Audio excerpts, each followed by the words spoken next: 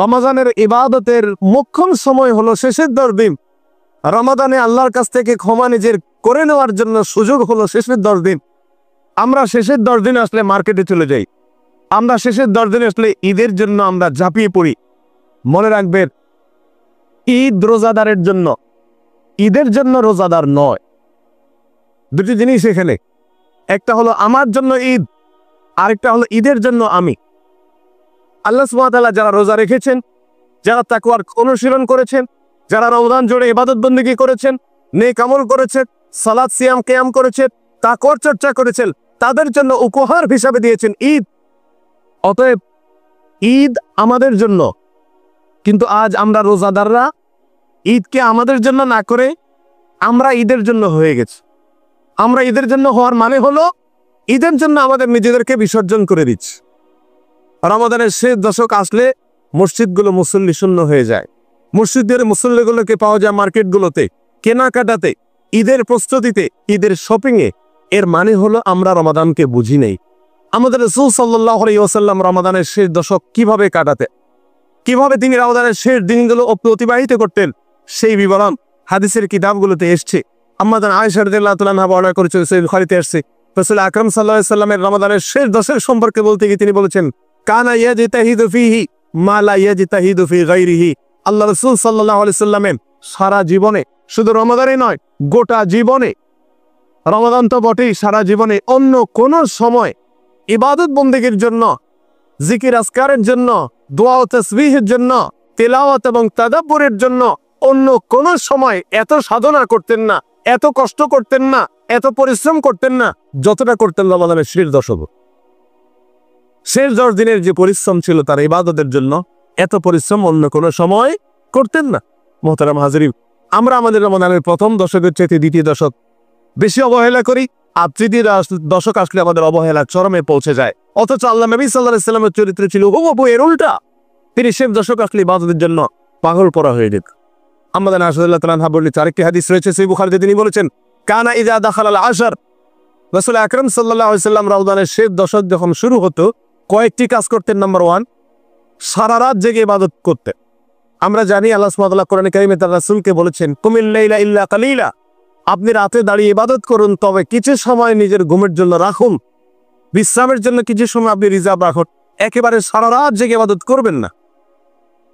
আল্লাহ নবী আলাইহিস সালাম সেজন্য বছরের অন্য কোন সময় সারা রাত জেগে ইবাদত করতেন না। কিছু সময় শরীরের হক আদায় করতেন, ঘুমোতেন, বিশ্রাম করতেন, আর বাকি সময় ইবাদত করতেন। বাট রমাদানের শেষ দিনগুলো যখন আসতো, আমাদের আয়েশা বলেছেন, কানা ইযা দাখালাল আশর আহিয়া লাইলা, আল্লাহ নবী সাল্লাল্লাহু আলাইহি ওয়াসাল্লাম রমাদানের শেষ 10 দিন আসলে রাত জেগে থাকতেন, এক ফোঁটা ঘুম রাতে যেতেন না, বালিশ থেকে নিজেকে দূরে রাখতেন রমাদানের শেষ 10টি রাত।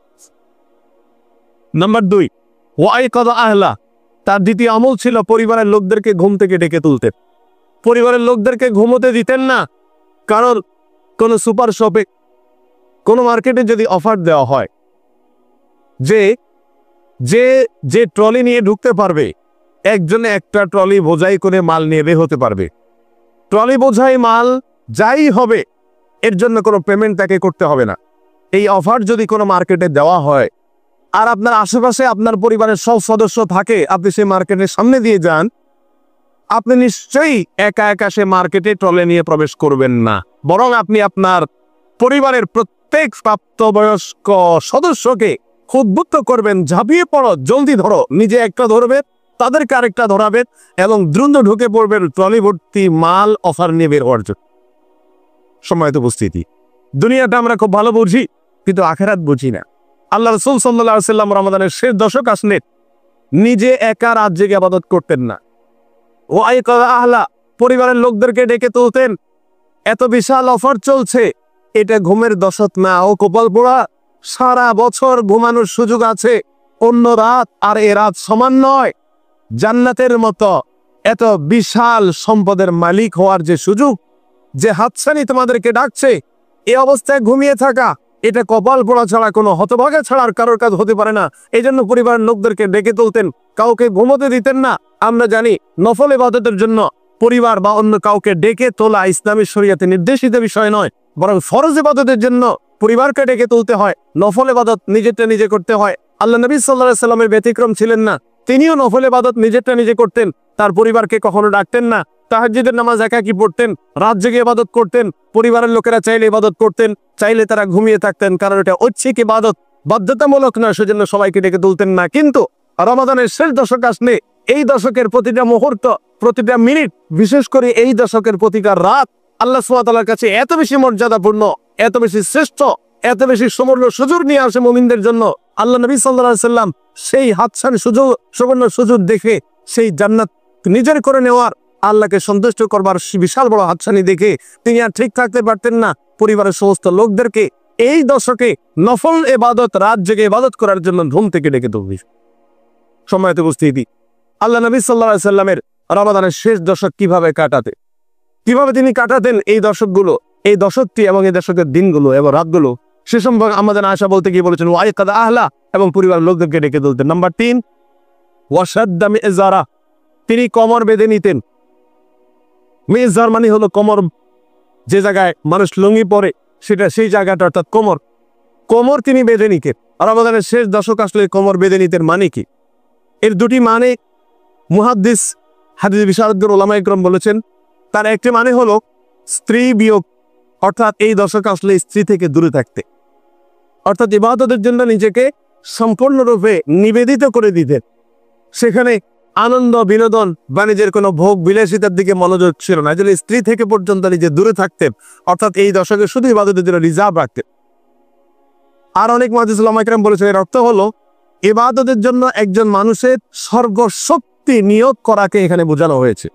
ওয়াসাদ্দামে ইজারাহু, তিনি কোমর বেঁধে এই দশকে ইবাদতে নেমে পড়তেন। আমরা সাধারণ প্রবাদেও বলি, কোনো কাজে যখন মানুষ সর্বশক্তি নিয়োগ করে তখন বলে সে কোমর বেঁধে নেমে গেছে। এই দশক আল্লাহ নবী সাল্লাল্লাহু আলাইহি সাল্লাম ইবাদতের জন্য সেভাবে, অর্থাৎ কোমর বেঁধে নেমে যেতেন। মুহতারাম হাজিরিন, কোমর বাঁধা তো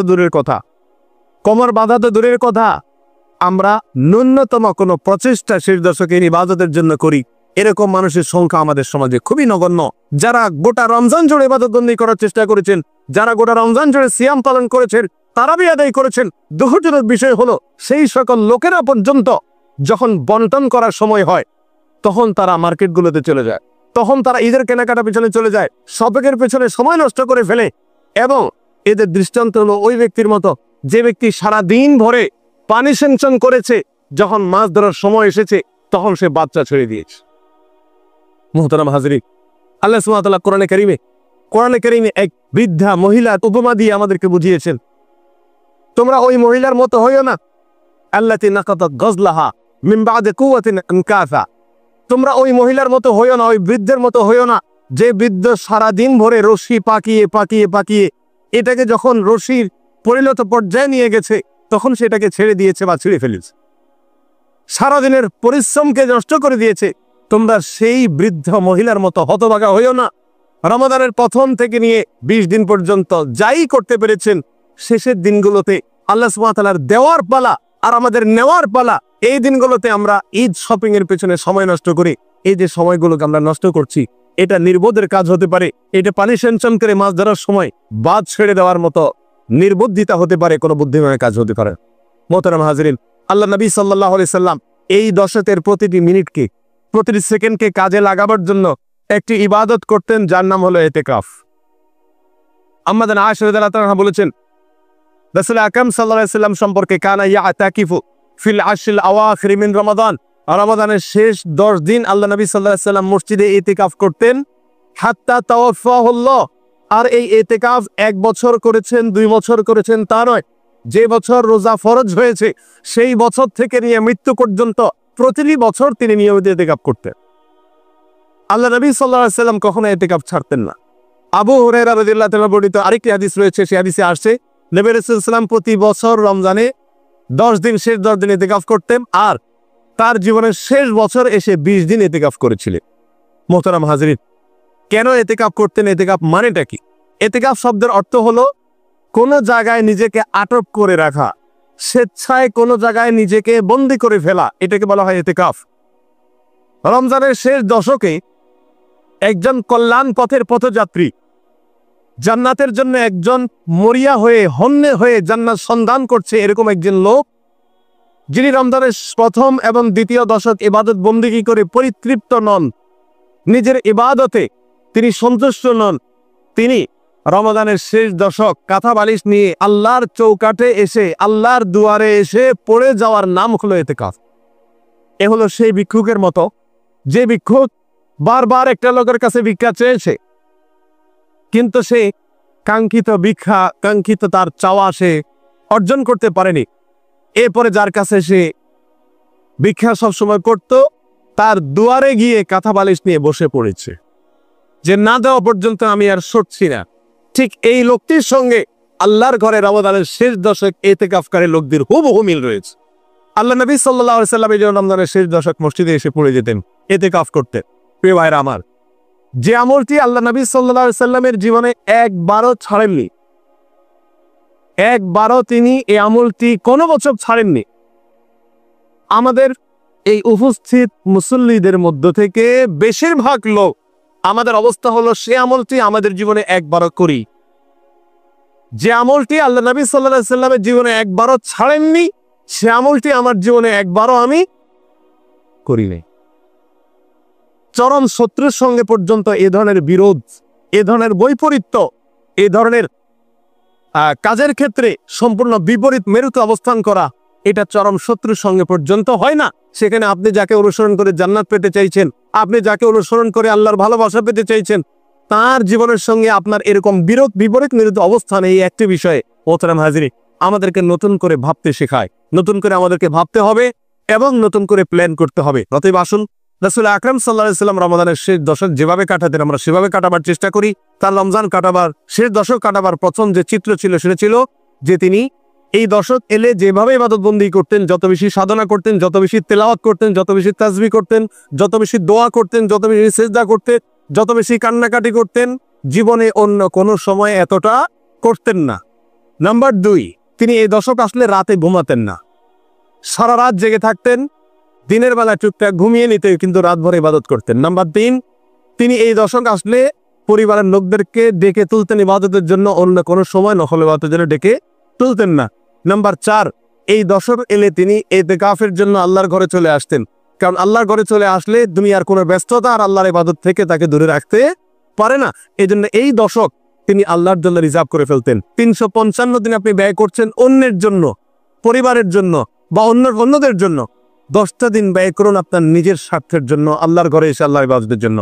আল্লাহ সুবহানাহু ওয়া তাআলা আমাদের সকলকে রমাদানের শেষ দশককে সেভাবে কাটাবার তৌফিক দান করুন যেভাবে আমাদের রাসূল সাল্লাল্লাহু আলাইহি ওয়াসাল্লাম শেষ দশক কাটাতেন, যেভাবে তিনি রমজানের শেষ দশকে ইবাদত বন্দেগী করতেন, সাধনা করতেন, ইতিকাফ করতেন।